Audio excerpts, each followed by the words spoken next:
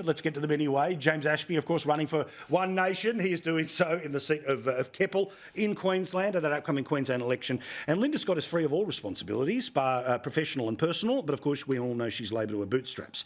But I want to start with something not quite as national as these things, not quite as international as Quad meetings.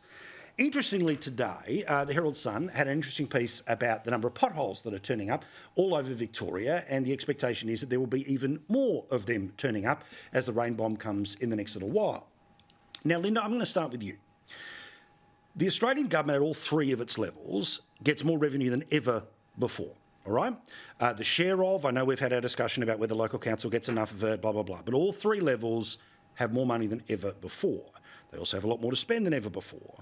But what does it say about the fundamental failure of the system and how it has been designed, that it is Russian roulette whether a road will or won't have a pothole in it that will or won't damage your car?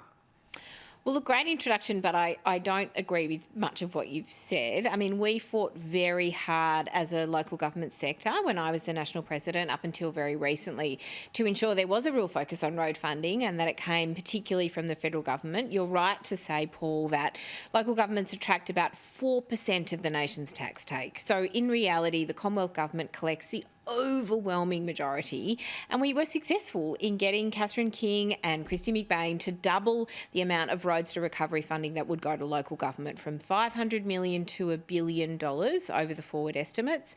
There were also really significant increases in black spot funding, in heavy vehicle funding. It up in the paper? So look, the funding is increasing, let's be clear about this, but also, of course, like everybody's household budget, the costs are increasing and the number of potholes are in many areas increasing because of the weather. So, now, we're going to say climate change and potholes? I'll get lots of abuse for this, but it is true that it is the case that rain bombs, more severe weather, climate change means more potholes. Sure, but and they're expensive to fill. But as we have discussed in the past, right? Sorry, James, I promise. You're getting ready to go and you're getting on in 30 seconds, right?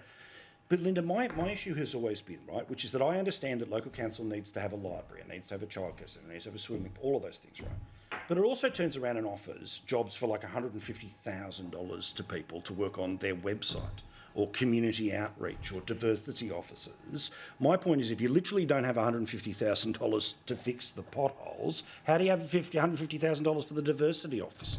Well, look, if you don't have $150,000 to support the childcare, then the people who go and fill the potholes can't go to work because they've got, no childcare. We saw these kinds of things opening up during COVID and they were really problematic. So, look, the communities need support. What's happening in Sydney is different to my lovely friends in Alice Springs.